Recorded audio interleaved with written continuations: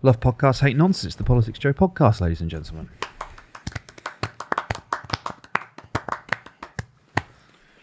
Ava, you didn't fulfil your promise to wear your Gestapo coat. No, I'm sorry. I didn't go home last night. And Ollie's come dressed as Christian Horner.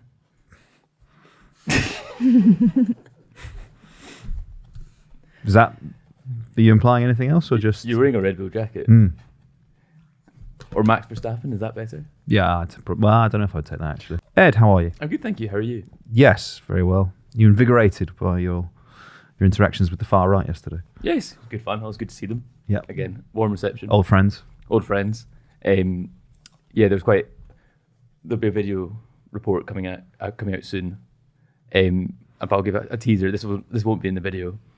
Because you kind of have to, like, if you're interviewing these people, you have to kind of build a rapport, like, immediately. You have to, like, get their walls down. So I went up to this group of lads, and this guy I spoke to had red hair, which will become important in the story.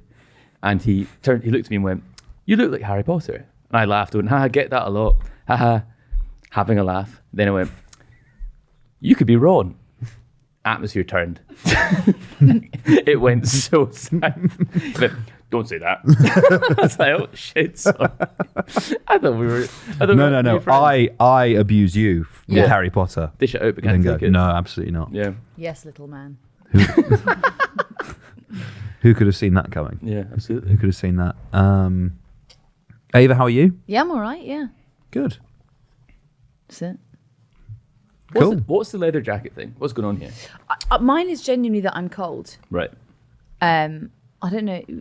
Well, he's just. I'm trying out a new look. How's that going? Terribly. No, It's weird because you're very happy in your personal life, but it would seem that you weren't. yeah. It usually correlates with a midlife crisis, doesn't it? I did see you had to call the divorce lawyer. So On the phone to a divorce lawyer, yeah. Do you know something? Leather jacket, but no motorbike.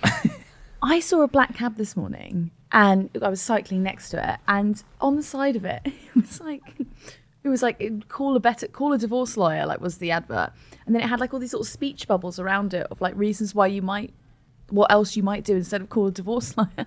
And one of them was like burn all of her clothes. Oh my god! I actually was like, what?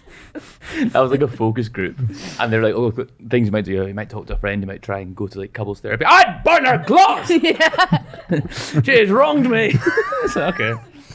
I guess we'll put that one down. I mean, in a way, if the advert does cause a reduction in annoyed husbands burning their wives' clothes, then I mean, it's a good thing. Isn't Don't it? burn them. Just Call take the lawyer. take them through the Take court. half of them. Yeah. Yeah.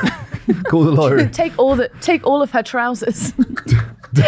So she can't wear them anymore. She's No. consigned to a life trouserless. Don't. You can only do Zoom interviews now. I can only see the kids once every fortnight, but I've got her leggings. Don't burn her clothes, call a lawyer. Or if you do burn her clothes, also call a Let's lawyer. call a different lawyer, though, I think. Criminal lawyer. Probably need a different lawyer. No, we were just discussing leather jackets yesterday, and I said I've got another one I can wear. So that's what I'm doing. I've got a fourth as well. I could actually bring That's in as well. insane. I've got Why a do you have 4 leather jackets? That's an unusual thing to have. I think the mark of a decent person is their quantity and quality of jackets. No, sorry.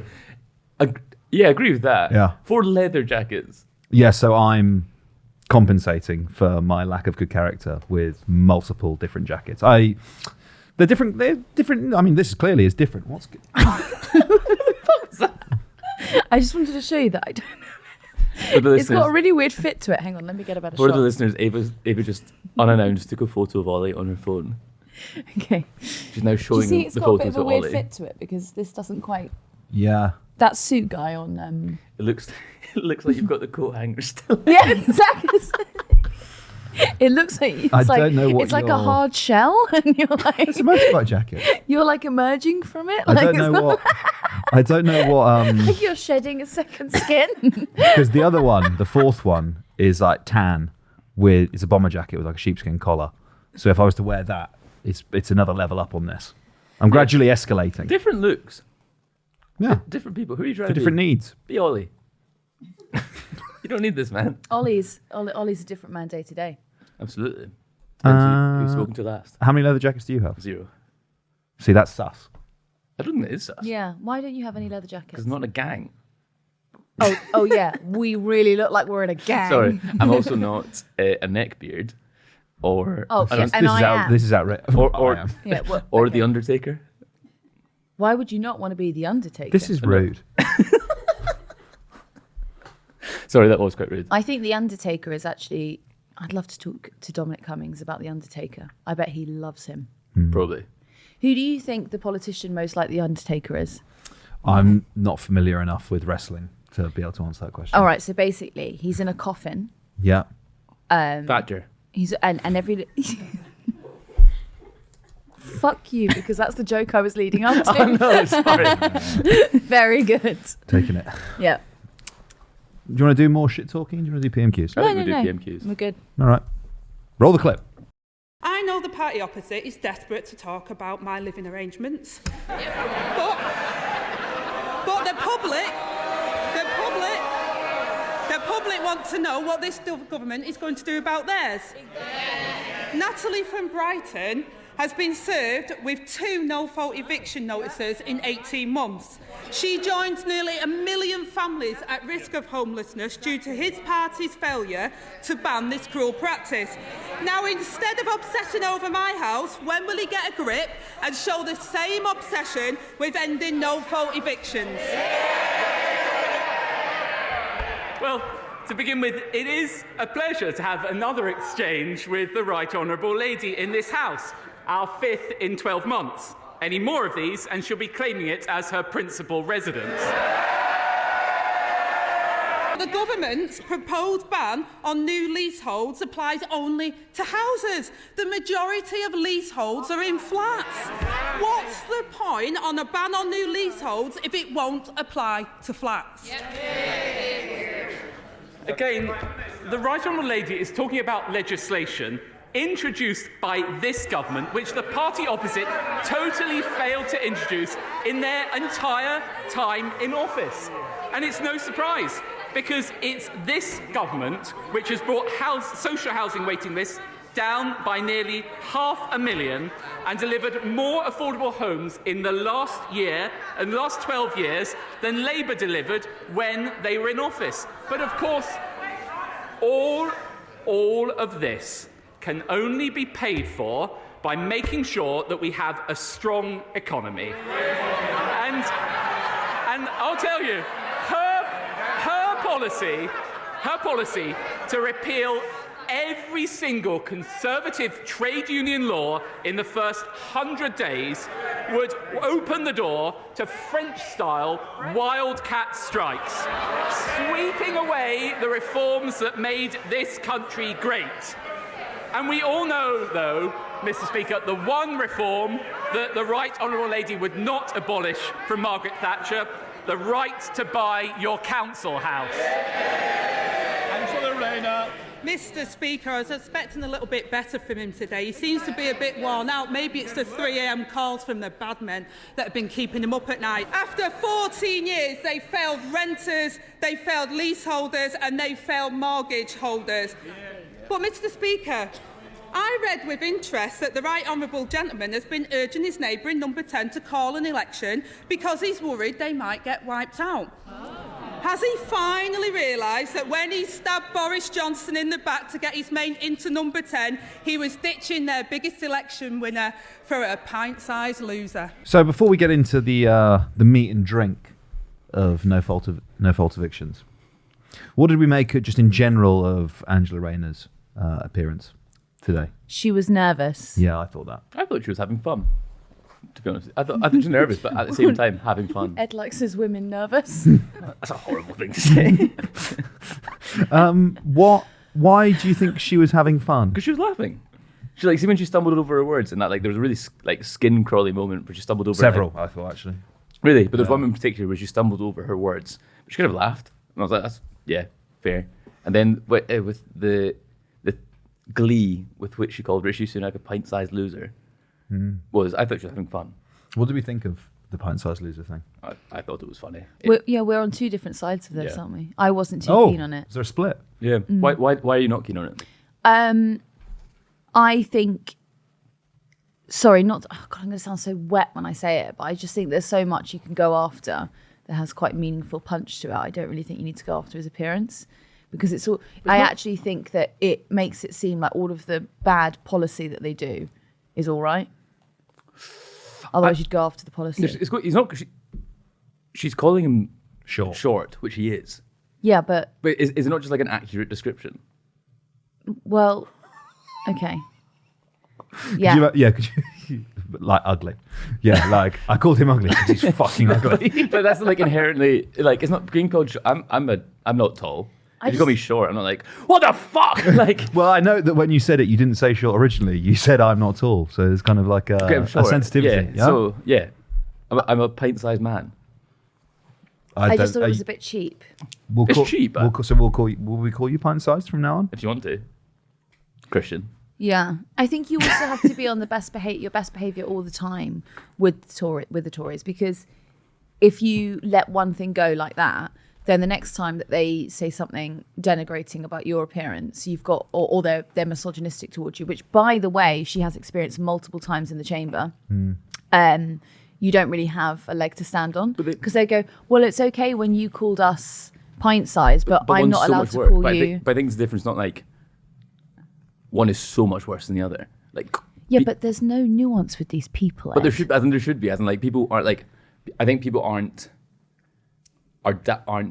silly enough or daft enough to like just think, oh, that is you're saying that is as bad, so I think that is as bad. I think people have like the facilities. Let me point you towards when she called the Tories scum, and they made that like a we almost. Still talk about it now. They made that almost like a race war.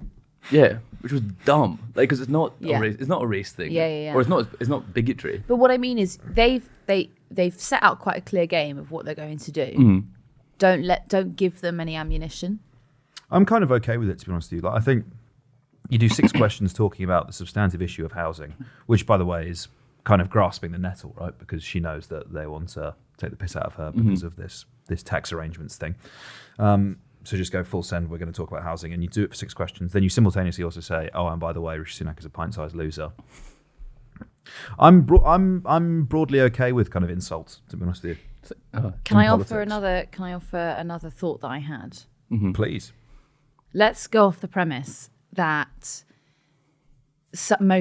a couple of Keir Starmer's core team don't like Angela Rayner and would quite like to dislodge her as deputy leader.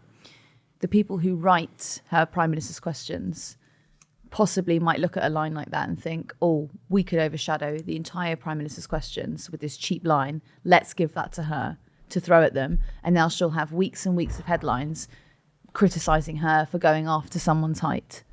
I just don't think it has that much momentum. As in, it's not like he's small. He's a small man. As in, it's not like, I don't think it's that a big deal at all. And I think people would, if they're trying to generate headlines out of it, it's not like there's going to be like the people united against heightism aren't going to pick up this like baton and run with it. And if they did, people are like, who the hell are you guys? You're 6 men who live like, in a pub room. And you're all fucking short. Piss off. I'm not listening to you. I do not respect you. What's that? Yeah. Okay. So let's talk about the actual. Oh, by the way, finally, I think nervous. I think she was nervous. Contrast that with her previous appearances. I don't know. It wasn't like Angie's going to fuck you up energy. No. I think they're wearing her down in the leader's office. Do you? Yeah, I do. I don't think she's got the broken same down zhuzh or pizzazz as she used to have. She also had quite a stressful time, I suppose. Yeah. With all the reporting. It's the first time there's been maybe the first time, most recent time there's been a really sustained campaign against her, which does have more ground to it as well. Yeah, perhaps. I think she's quite aware as well that they've been very careful with their language about how they're supporting her, and they've done it carefully. Starmer's been very careful to make sure that his quotes could be reinterpreted to say, well, I just went off what she told me, and throw her out. You know what I mean? It doesn't feel like a real full-bodied support. But I mean, even if they did, even if the mechanisms of the Labour Party were deployed to get rid of her, right? She's she holds an elected position within the Labour Party. No, for sure. But So she could just stand in that contest again, right? I think that the aim could be to sort of wear her down to the point that she resigns. Oh, right, I see. Should we talk about the substance then? No fault evictions. Because if she went, they wouldn't have to do the New Deal for workers, which is really weighing on Starmer's mind. It's the last thing now, isn't it? It's the last sort of, bastion of socialism that exists within Labour policy. I don't know if you could even call it that, but it's Do you know still what I mean? it's the last progressive thing they've got. They killed the 28 billion. This is the last thing now. I saw Mandy was writing. Was it in the Times or somewhere like that? He had something to say about it. So I think that's the next thing. Are you going to tell us what you had to say, or is it just? No, it was like he was saying that the New Deal for workers' rights is going to scare business, and so Labour should consider. Mandelson. Yes. Yeah, you're right. He did say that. Yeah. That's what I'm talking about. Those factions that are inside the leader's office. Peter Mandelson, of course, is just for those who aren't aware, is advising Keir Starmer. Peter Mandelson is the old Blairite who loved PFIs and pandering to business, and he's been really important, integral in securing new donations to the Labour Party that have all come from big business rather than coming from the unions. So yes, he would quite like to see Angela Rayner go.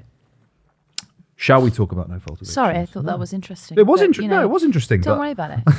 It's fine. Comment below if you think I should just die. Are you okay? Yes. Are you right? No, I don't know. I think, I'm fine. Yeah, okay. Would you like to talk about no fault evictions? Yeah. Yeah.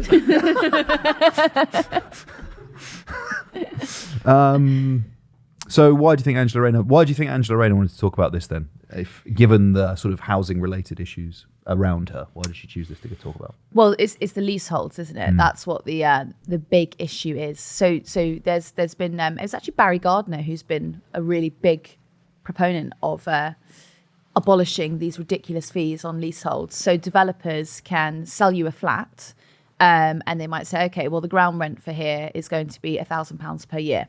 They do not have to tell you if they're going to increase that price. And so in 3 years' time, 4 years' time, you might suddenly realise or find out, you get a letter through your door, we'll put your ground rent up to £16,000. And you've got no choice but to pay it. You have to do it.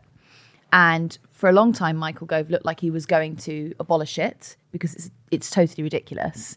And they have reneged on that. Yeah, it's... And obviously, if they do that, you're then going to really struggle to sell the house, right? Because whoever is incoming, anyone that will buy the property off you would know that those are going to be the leasehold charges, right? Or the ground rent's going to be that expensive. So people are going to be dissuaded from it, and you sort of end up trapped in housing that no one else wants to buy. I think this has a whiff of being a kind of a future. Have you been missold PPI? That people who have been subject to these things in 10, 15 years time, you'll be getting phone calls, offering you legal services to reclaim what was taken off you. It has that kind of feel to it. In my mind, it does have a whiff, doesn't it? Yeah, a whiff. A slight whiff. Pint-sized Ed, what do you think? Fuck off, man. No, you said it was okay, bro. Yeah, maybe I was wrong. Yeah. Yeah, actually, I disagree with that. I stand by it being fine. It's fine that you shouldn't have headlines written about you in the Daily Are you Mail for saying standing that. right now? Yeah, I'm just actually really far away from the camera, from the table. Sorry, you distracted me. What was your question? Sorry, can I actually just say, just to add into this, whenever I've done telly, I'm quite tall and a lot of men aren't as tall as me. And so a lot of the time, if we're doing like a shot, like standing up, they put me like 2 foot back. I'm not joking. Like Charles and Diana. And then so that it looks in proportion. That's very funny. You could get, if you were a short man who was regularly in broadcast, you could get one of those kind of like photographer's stools that fold out. You could like just stand on it and Lifts in your shoes. So when they're doing a full body shot, Yeah. you can just see you standing on your little stool. yeah, platform shoes would be a good one. Yeah. Stilts. Stilts might be impractical. Stilts under a trench coat. Yeah. Three small children under a trench coat for you to Employ sort of go on some the children. shoulders of. A penny Yeah. farthing. Pogo stick. Pogo stick. You just have to, Stand- Why is he moving? you just have to time it with where the camera's going. Appearing in the shot. I think the ban. Do you have remarks on leaseholders and no fault evictions? I know I called you pint-sized Ed, but I did actually want to hear what you have to think about. Yeah, it doesn't sound like it. I think, obviously, it's a good no-fault evictions because it's something the Conservative pledged to do for so long and are just have U-turned on. They can't commit a date on banning no-fault evictions, and which is Michael Gove revealed this morning, and the bill that's being discussed this afternoon or debated in Parliament doesn't have the backing anymore of the Renters Reform Coalition because it does not back renters anymore. And in the plight of no-fault evictions, if the view turns so much, if they're enthralled to the landlord MPs in their own party, it's not brilliant. It doesn't sound good to the average voter. I think it was quite a smart thing to do, to grasp the nettle, as you said. Can we actually discuss that clause about no-fault eviction? So what they want, because I genuinely actually don't know how I feel about this. Okay, go on. So what they wanted to do was, so ban no-fault evictions, and that would mean that you wouldn't have to be on a fixed-term contract. You could be on a rolling contract with your landlord. But the hole in the hole in this is that at any point a landlord could give you a Section 8 and say, I want to sell the house, and so you have to move out straight away, and then they might not actually end up selling the house. Is that actually offering renters more stability to put them on rolling contracts and not force the landlord into offering a fixed term contract? I'm just trying to think, I think I quite like being tied in for a year.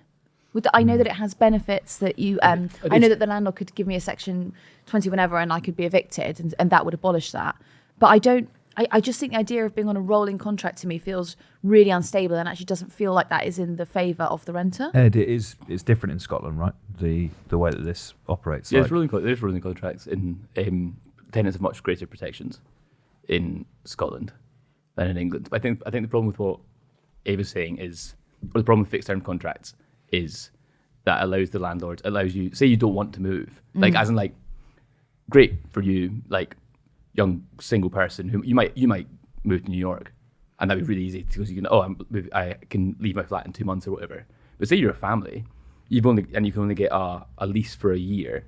You're suddenly thrust back into the rental market where everyone's on a fixed term contract, and we all know rents are crazy at the moment. You might have been going from quite a decent rate onto something unaffordable.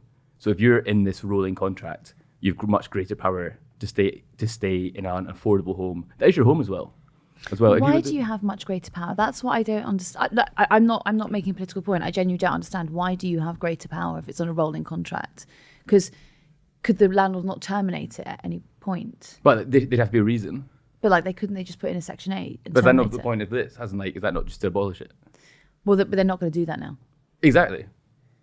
So if they don't have this, they can. You still have the same vulnerability or the same vulnerability, I guess, to having it ended without cause or reason, and you're thrust back into this. I think the thing market that defines this for me about whether or not you should be able to ban no-fault evictions, and I understand the arguments that both of you have made there about flexibility and also security, and I think it's important to understand that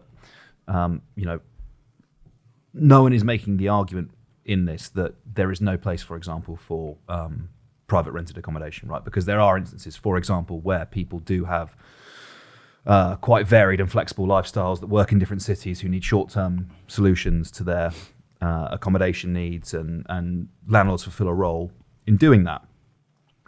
You can't, however, sort of use that justification in the context of the power dynamic that currently exists between landlords and tenants, because it is so overwhelmingly in favour of the landlord at the moment that tenants are getting an incredibly rough deal. So, for example, in the year to March, highest raise in private rents on record, 9.5%. The previous record was the year to February when it was 9%.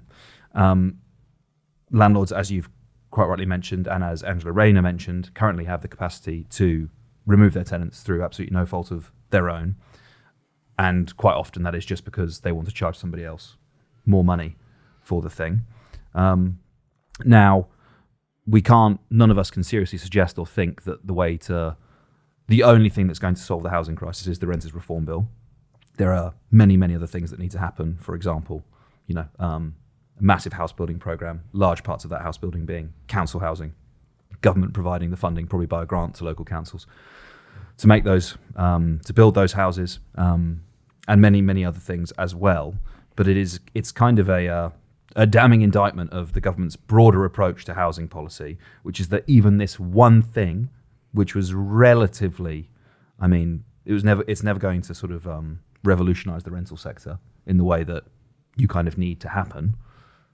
But even that standalone piece of legislation has been gradually eroded, watered down, undermined to the point now where the sort of previous organisations that had previously, you mentioned one there, was it Renters Reform Coalition, who were kind of participating in the process and backing the process and actually supportive of the legislation when they've previously been quite partisan and critical of government policy, are now actually rowing back from it. Yeah, they disavowed from it.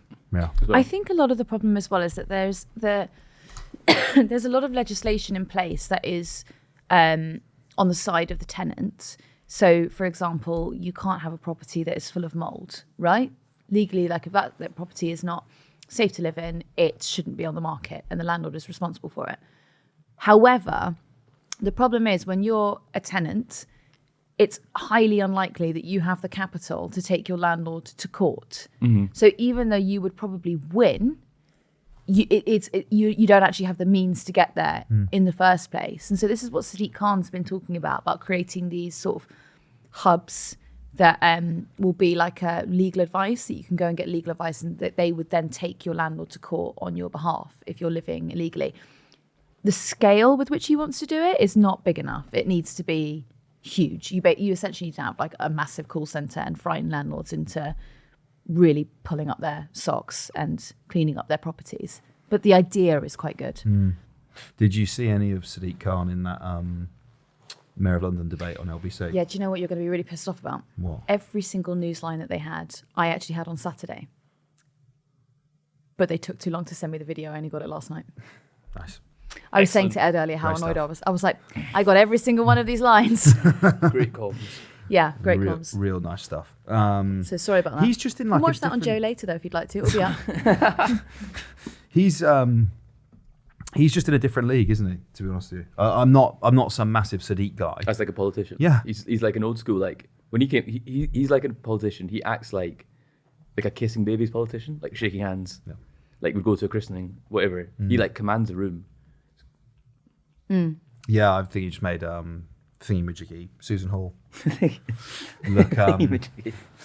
look terrible. Do we have that Oliver Dowden clip about... Oh, sorry, do we have the Sarah Jones clip? Can we roll that clip now? Yes, yeah. We absolutely can.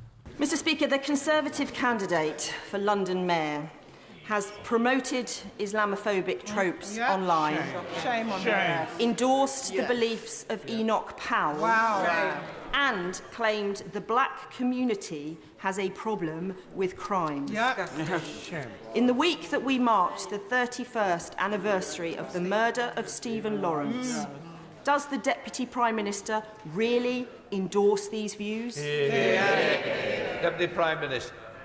Well, I think the Honourable Lady knows that she does not correctly represent the views of the candidate, and I find it extraordinary that she raises the issue of crime, because whilst Labour's London Mayor has increased the precept by over 70%, actually recorded crime has increased 20% in London. That is the record of the Labour London Mayor, and no wonder people will be voting against him. Sarah Jones raising some of the points that actually Sadiq Khan made to Susan Hall in that debate, right? About her support for Donald Trump, whether she still likes Lee Anderson, whether she still likes Enoch Powell. The most dangerous opponent, he said. Yes. I thought it was... And you know, Oliver Dowden line there where he says that misrepresented Susan Hall's views, I thought was really interesting because... So let me just take the one where she said...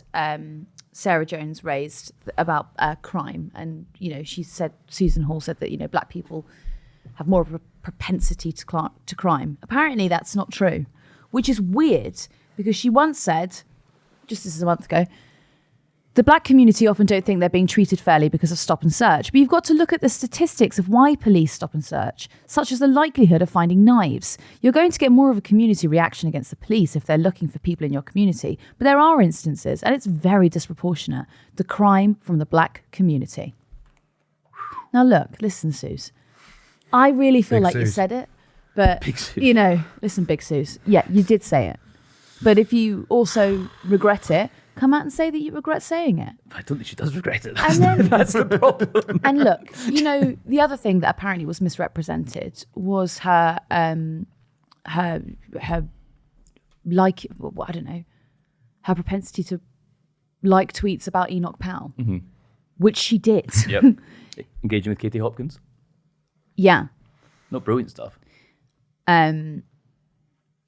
And then there was another one. What was the third thing that they accused her of today as well? Oh, Islamophobic tropes. Well, look, listen, Suze. Is she listening? Do you know her? Yeah, you did like a few tweets around the time that Lee Anderson called Sadiq Khan an Islamist. And listen, Suze, it did look a little bit Islamophobic. At the rally yesterday, which Tommy Robinson spoke at, Lawrence Fox spoke at. You were there for fun. I was there. I spoke out. I wrote the speeches. Pint-sized men everywhere. Ron, I'm looking at you. The pint-sized Englishman is downtrodden under the heel of the Islamists in London. The heel of the giant Islamists. Sadiq Khan, also pretty pint-sized. Yeah. Pint-sized man. And Katie Hopkins called him the nipple height mayor of Londonistan. The bad part of that is Londonistan. Nipple height mayor, I think, is quite funny. I think that's good. That's good chat. Londonistan, bad. Yeah, do you know, nipple height, that's... So I would actually go one step further. I'd say suckling height. Motorboating height. Bitty height. Bitty. That was vile. Sorry, yeah, motorboating height. Absolutely, that was fine. That was first class discourse. I'm actually the arbiter of what's appropriate or not, and that was beyond the pale. Anyway, so back to my point about the rally. About the rally. But He wants to talk about the far right after motorboating height. About the nipple height man rally. Yeah. Man rally is such a good... How was the man rally? We want our country back. Were there any women there? Yes, there was actually. And what height did you find yourself reaching? Belly button. Knee height. Do you remember when you got Minge in bio to reply to one of your tweets? I think about that most days. Oh, yeah. That was good. Minge height. Anyway, the two main so it was this rally was ostensibly for St. George's Day. So if there was a St. George's Day rally to celebrate being English, what are some topics you might expect to come up? Being English? Yeah. In England's lack of its own parliament. Yep, that's a good one. Stella Artois, like rolling fields, Shakespeare, milkmaids cycling down misty lanes, RAF, long shadows on county grounds, Vera Lynn, all that good stuff. Yeah. The two main things people were chanting about were Tommy Robinson and Sadiq Khan. Well, in many ways, the duality of England. No. One was very, very positive. One very negative. They're Sadiq guys. They're Sadiq heads. Yeah. So you're telling me 5 more years. So the nipple height men were chanting about Sadiq's cans.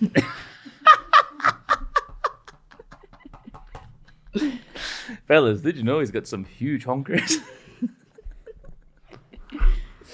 Again, He's mother I really now. like that there is a media monitoring department for all politicians. Well, Sadiq, they were talking about your cans again. But Susan Hall, there was a man there walking around with a sign that had hand drawn. I think it's quite sweet when people adults draw signs. You went out and bought pen and paper. Yeah, it was felt tip. I was like, this man was in his late 40s. His child's trying to do a drawing. He's like, give it to me. Fuck off. But it had a hand drawn St. George's Cross at the top, and then it said vote Susan Hall, anti-ULEZ, anti-pay per mile. And I was asked him how has this gone down here? It's like very positively. It's like, I'm not sure. Do you think their objections to Sadiq Khan are, because people came from all over the country. It wasn't just like Londoners. It was people from Birmingham, people from Brighton, people from up north.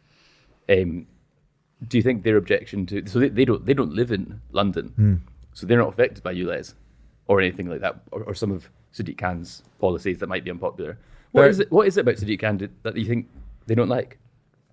Oh, I couldn't say. Couldn't possibly say. He's a pint-sized loser. That's their problem with him. Yeah. His nipple height. Bear should be tall. His tits aren't big enough.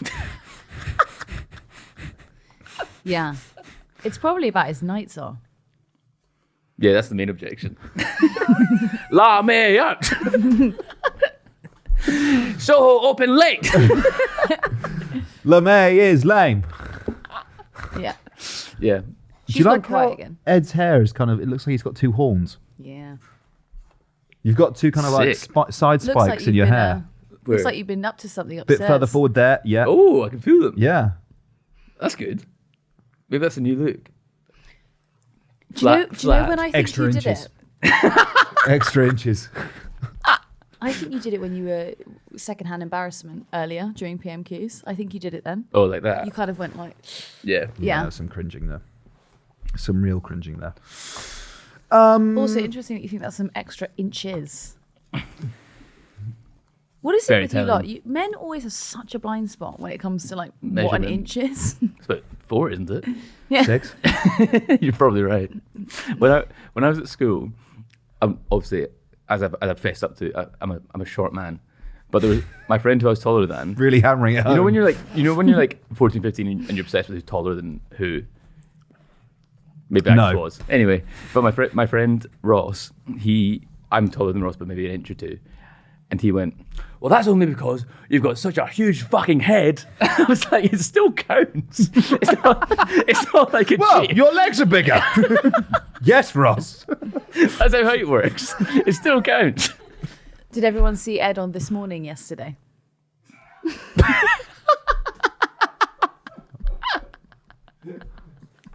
That's not even the best, like, Brit achieved something extraordinary tabloid story What from is? the last couple of days. It's the Seagull Boy. Oh, Seagull Boy is good. Seagull Boy is Yeah, he clearly was good. better He's than joyous. I've got the biggest cock in England. Like, hasn't been like, so Seagull Boy, joyful. That's St. George's Day. Sad Englishman because his cock's too big. Talks about why we don't have an empire anymore. Is that what he talked about? No, no. But I didn't watch the but video. It's symptomatic about the loss of Britain's state in the world. Is Yeah. that you have to feel embarrassed about your huge penis and feel like it's an obstacle. Whereas 100 years ago, he would be the viceroy of India. Yeah. Yeah. He would have been London Bridge. Like Walter Raleigh putting down his cloak across a puddle so someone wouldn't have to walk over it. He put down his knob as a drawbridge.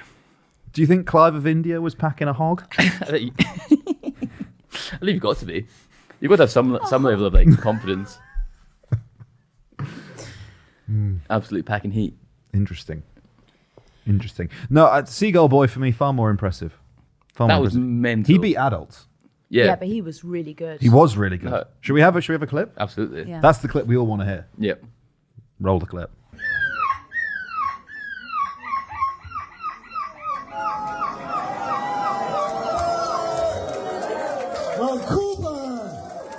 That's sick. So I forgot he was competing at like the Seagull. He noise travelled to competition. Europe to Yeah. enter that competition. Yeah. Yeah.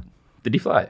I thought that the did you think that the judge had a bit too much leg out? Because that's what all I could I didn't think see. leg out? I didn't see the judge's leg. I don't think they were expecting children to compete in that competition. No, I there's think a he was children's category. Oh, really? Yeah, there's Okay, children's then he category. should have not had that much leg out. I was quite... Who? They got Judge. 5 points for costume and also sort of just general sort of seagull likeness in their mannerisms. Stealing chips and stuff. And then there's a remaining 15 points for the quality of the cry. And they were particularly impressed with the variety. He had multiple cries. He had long cries. He had alarm calls. Yeah. I think the costume thing is a bit cheap. I think that takes it out of it. Because there's no way he made that costume.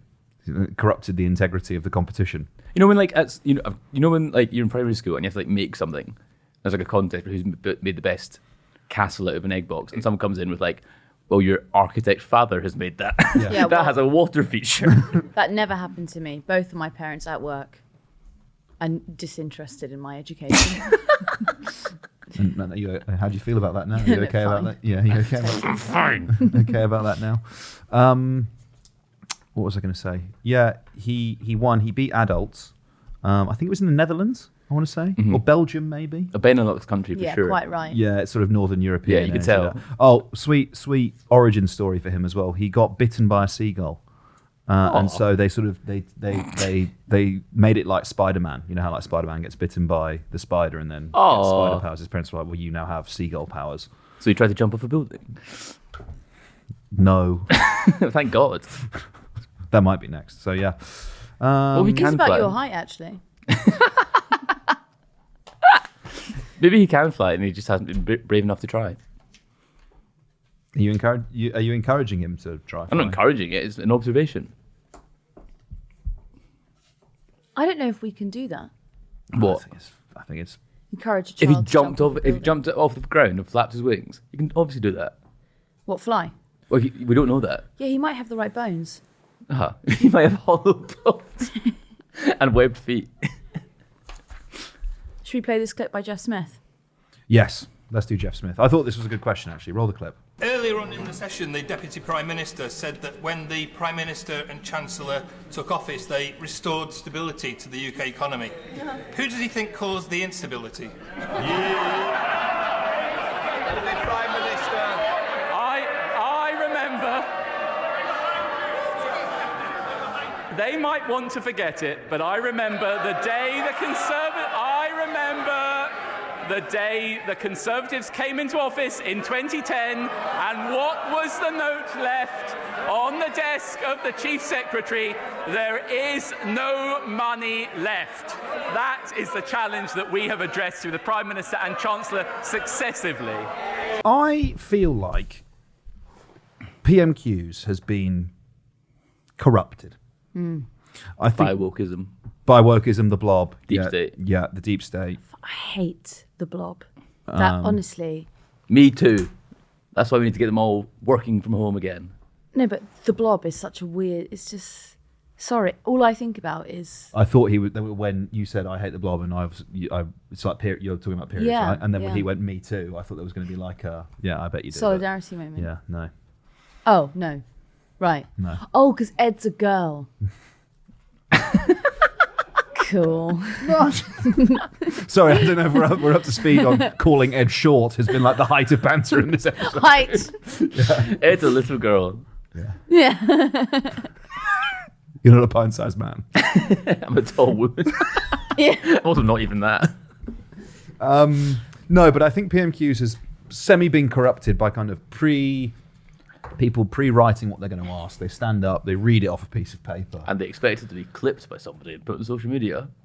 God, how the fuck did that happen? Which fucking rubes do that? And 9 times out of 10, if they're a Conservative, the Prime Minister will actually already know the question that's going to be asked. He's got a pre-written answer. And I quite liked the nature of this one. I would describe it as it had sauce. To be like, you said this earlier, so what about this? Yeah. You fucking dickhead. Like if it was like an AQA exam board question, it would get like double ticks, wouldn't it? Do you think? Because they'd be like, yes, the student here has referred to something that happened earlier. Do you remember having to do oral Reference exams? back. Like French oral. Yeah. It was terrible. Oh, great. We're back at piss mouth. You took it there. I wasn't going to talk about piss mouth. Yeah, just the most. I did a practice French speaking exam with like a French assistant. It's like a French student in my school. And I said what I meant to say was like, I'm excited about whatever. And I used the word passionné, which the student had to explain to me doesn't mean excited, it means horny. You know, I did exactly the same thing where I kept calling myself caliente.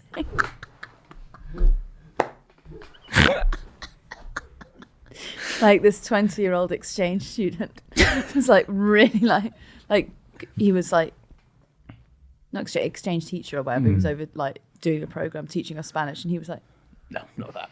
unless him like getting increasingly terrified that you've taken the opportunity of your Spanish oral exam to like hit on him on tape. Estoy muy caliente. muy caliente. That was like an Ed Spanish accent. Yeah. Muy caliente, So I sí. assume you got an A* in that exam. I assume you got an A* for using my Spanish accent.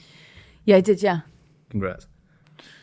Sí, mamacita, muy caliente. What were we talking about? Jeff Smith. Oh, right. We're talking about Jeff Smith's muy caliente question.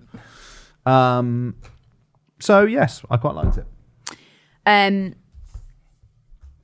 Yes, and what Oliver Dowden did there, which was I thought was masterful, statesman-like, Forensic. forensic. Textbook PMQs. Yeah, but turned out to be a bit of a damp squib. Oh, no. You know. Do you think we could do an entire one of these talking only in political journalistic cliche? 100%. Yeah, Should we do it now? I was. No, Yeah, we just were, weren't we? yeah, I we mean, were should just keep doing going? it. Yeah, Please, welcome. Were you fucking listening or We- what? yeah. No, I've never listened to what you two are saying. Jesus Christ. He just sits there and he waits for silence and he's like, this is what I have to say. Yeah, role play. He just starts screaming, help me! So Oliver Dowden was like, "Yeah, listen, pal. Nice question. I remember the note that was left. Oh, after the banking collapse, was it, Oliver? 14 years ago, was it, Oliver? Also framing something that was a joke as well. That was just like a bit of like chief sec to the Treasury Yeah, but Oliver Dowden's banter. got no They riz. twisted it into being like a confession of like being, oh, a smoking gun. You know, like It was Liam Byrne in the drawing room! you know, like the Zinoviev letter from like, it was in the 20s. It was like they falsified a letter from Zinoviev, who was part of the Politburo in the Soviet Union. They falsified this letter from Zinoviev, writing to, I think, like the leader of the British Communist Party. Completely false. And on the Daily Mail were like, communists are infiltrating Britain. Completely made up. And they were able to use it to be like anti-communist as a result. Did that happen in like the basement underneath Noble Rot? Am I don't know what confusing that two is. events? Okay, never mind. I'm But confusing two things, I It's think. being like, look, we have their manifesto. Liam Byrne is not a front bencher anymore. No. No, he's struggling on the business select committee, isn't he? And with the authority of the man who lost all the money in the Treasury. It's rough, isn't it? You have a political career and you just become like your most significant contribution to British politics is that you're like the butt of the joke for the Conservative Party Yeah. for 14 years. It's Well, pretty also, they rotten. didn't even reply to his requests for witnesses to come to his little committee today. Didn't reply. So the Committee on Arms Exports shut down, right? It's not been sitting. And that responsibility has been handed over to the Business Select Committee to examine. And he sent out notes to the Foreign Office and the Business Department being like, hi, can one of you lot come and answer questions about our arms exports to Israel, about the licenses? And they ignored him repeatedly. Well, that So doesn't much, and then- indicate anything suspicious going on. No, and then yesterday they said, sorry, no one's available. And so he brought it up in the House yesterday to the Speaker and he was like, Madam Deputy Speaker, I have been ignored. And she went, wow, sounds terrible, but it's not really one for me. So try again. Yeah. Maybe you shouldn't have left that fucking note, eh? Maybe people would respect you then. Pretty piss poor, though, for no one to turn up. The problem that you've got, of course, is that it's David Cameron. And, He wasn't particularly convincing in his last Select Committee appearance, was he? Well, I also, he's not going to budge on the arms exports, and I don't think he's going to give a lot. You can hide under those sort of contracts. You can hide quite a bit because you can say that they are either commercial projects or you can say that they are issues of national security. So you don't have to give over as much evidence as other things. Do you know what I'm saying? Yeah, yeah. Yeah. He was front bencher of the year, joint with West Streeting in some award. The Pagefield last night. Yeah. Yeah. Well, congratulations to him for being front bencher of the year when he doesn't even sit on the front bench. of the House of Commons. Yeah. That's really good, isn't it? Oh, David Cameron, eh? David Cameron. Statesman-like, you might say. Forensic. Yeah. Oldetonian. Yes. Blob. The most popular Conservative. Future new leader? Of all of the most recent prime ministers, who do you think is the most likely to make a comeback? Liz. No one else would have the audacity. Yeah. Because even like Cameron, you'd be like, well, you know you're finished. You're not coming back. Cameron. I think he makes the most sense, doesn't he, if he's currently the foreign secretary? Oh, sorry, are we including Cameron in this? Yeah. Oh, he's made this comeback then? Oh, do you mean to be the leader? Yeah. Sorry. God, you really do not listen to us at all, do you? Sorry for needing more context. Speaking of arms exports, should we roll the next clip? Yes, let's listen to Mhairi Black talking about Gaza. 2 years ago, when mass graves were discovered in Ukraine, this House united in condemnation and rightly treated these graves as evidence of war crimes which Russia must be made to answer for. Yesterday, Palestinian officials uncovered 2 mass graves outside the bombed hospitals in Gaza. These graves also constitute as a war crime, don't they? Deputy Prime Minister. Well, of course, we would expect the democratic government of Israel to investigate any allegations of misconduct, and that's exactly what they do, and it's exactly what the Foreign Secretary and the Prime Minister urge them to do. But I find it quite extraordinary that she seeks to draw parallels between the legitimate war of self-defence of Israel and the conduct of Russia.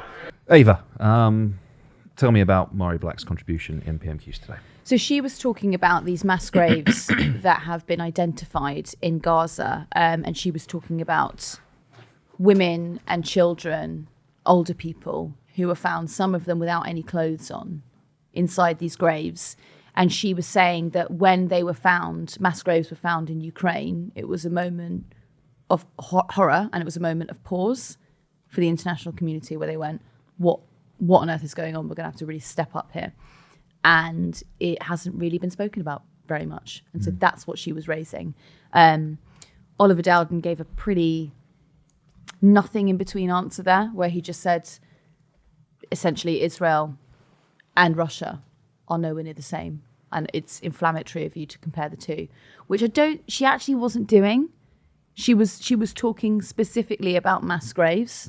She was saying that is normally a point of alarm. And for some reason, when it comes to the Gaza Strip, it's not. Yeah, I mean, if anything, by his own logic, you should be more alarmed then if it's happening in Gaza, right? If a democratically elected government, state, a state with democracy is... Did you say he got himself there? King, you've played yourself, yeah, possibly. King, yeah. That turned out to be a damp squib, didn't it, Oliver?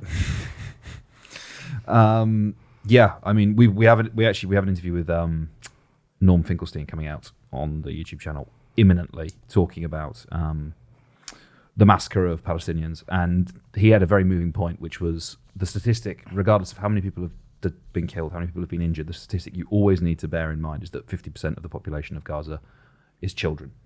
So whenever you talk about how many people have been killed, the operating assumption is that half of them are kids. Yeah. And that is particularly harrowing in the context now of the famine that's unfolding there. A report from B'Tselem coming out, I think it was yesterday or the day before, documenting that. Dowden's answer this week as well, saying we expect the democratic government of Israel to investigate any allegations. Like, we expect them to mark their own homework. Yeah, it's like Corbyn, when Corbyn was like, let's send the Novichok back to Russia. Absolutely. They'll tell us if it's, no, this is Novichok. No, this isn't ours. Thank you, Jeremy. Yeah, for sure. I think this is the problem. This is the reason why foreign journalists haven't been allowed into the Gaza Strip, right? Because if there is independent verification of any of these things going on, if you leave it up to the IDF to mark their own homework, chances are they're probably not going to implicate the IDF in anything that's particularly egregious. Mm-hmm. Yes, and then it might give some credence to the argument that I think Liam Byrne was edging onto yesterday, which is that why won't anyone come before the committee and explain why we're still providing... Actually, that's not even what he wanted.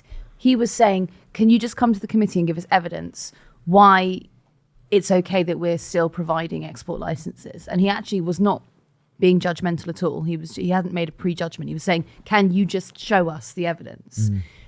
Show you're working. Show you're working. And David Cameron actually wrote to the committee. There was a piece published, I think, by Alicia Kearns, a bit of evidence where he essentially said, like, it's actually the jurisdiction of the Foreign Office. And it's like, okay, well, you've pointed that out. Can you come and show us the working? This is actually my job, but I won't do it. It's so bizarre at the moment. I really feel like a lot of parliamentary procedure is just not being followed. And what's weird, I think actually probably for the last 3 years, you notice that actually there's no accountability, there's no punishment if you don't follow procedure. So essentially it's been acting like an old boys club for hundreds of years, where you go, okay, if good this chap minister, theory. yeah, good chap theory. If this minister is called to this select committee, I will turn up because that is my duty. But upon recent discovery, if you don't turn up, there is no repercussion for you not turning up. I think it's one of the big arguments, right, against the uncodified, non-codified constitution that we have, right, is that previously, if the entire mechanism was reliant on things like, your good standing within Parliament and convention. within, yes, exactly, and then all of a sudden you get an actor who goes, I don't need to do that. Not for me. There isn't actually. Oh well. Fortunately for us, it's actually written. It's codified. It's written in the Constitution that if this happens, you lose your office. You lose one of the great offices of state or whatever. And I think that's probably one of the most compelling arguments. Because that happened with lying to the House as well, didn't it? Yeah. Like that's been found out quite a lot recently. You can lie to the House, and unless there's public pressure for you to go and correct the record, or there's newspaper pressure, there's no repercussion for you there. Dawn Butler went and corrected the record the other day, but she didn't have to. She just did it out of a moral duty. And having called Boris Johnson a liar in the chamber, you've got to, haven't you? But you don't have to. No, but okay, sorry. I mean, you should. If you're going to adopt that, her political position she's previously taken would be rendered untenable if she'd been like, you're a liar and you need to say so. If you then get something wrong and you don't go and correct it, you fucked yourself, haven't you? So. Did you just sneak a little bit of parliamentary speak in there? Correcting the record? Rendered untenable? Possibly. Good phrase, that. Is that us? Alrighty, Roo. Yeah. Anything else you'd like to say, Pint-sized Ed? He actually wasn't talking to you. He was talking to Pint-sized Ed. I would love it if we had like a tiny 2-inch Ed. Yeah. I've got that was just like here in this cup, and he popped his head up and. Should we do that on the green screen? Start squawking like the seagull. Roddy Ray. Yeah. What else do they have to look forward to on the PoliticsJOE channel this week? What else is coming out this week? You got your far right thing. We've got Norm Finkelstein. We had Baldwin and Steers talking about English identity. That's just gone out as well. Swede. Oh, yeah. There's a Swede. There's a Swede mashup. Swede Mason's latest mashup. I think that's us for this week. Is there anything else? I'm just putting up some hot select committee shit today. That's it. Get ready to sit down and watch some hot select committee. Select committee smut. Yeah. Smart. Cool. Nice. Should we wrap it up there? Unless there any other bits of housekeeping you guys want to talk about? Like and subscribe. Leave a comment. Review us on whatever platform you're listening to this. Head to the subreddit. Absolutely. r/PoliticsJOE. Tell a friend about us. Follow us on Instagram. Doing to different cameras. Something's happening in Wales. Oh, we didn't talk about the fucking horses. I don't think we need to. What discourse can we have about the horses? The imminent apocalypse. That's true, actually. See if this is the last day on Earth. Yeah. And I spent it with you two. That'd be very nice. Be touching. Yeah. Be touching. God, that'd be futile, though. We've lost her. Yeah. I want to know what's going on in Wales. Don't we all? The country? No, the digestive tract. Pinocchio's been eaten. Cool. Oh, are we waiting until Ava finds out what happened? No, I don't think so. Okay. Catch you on the next one. Goodbye.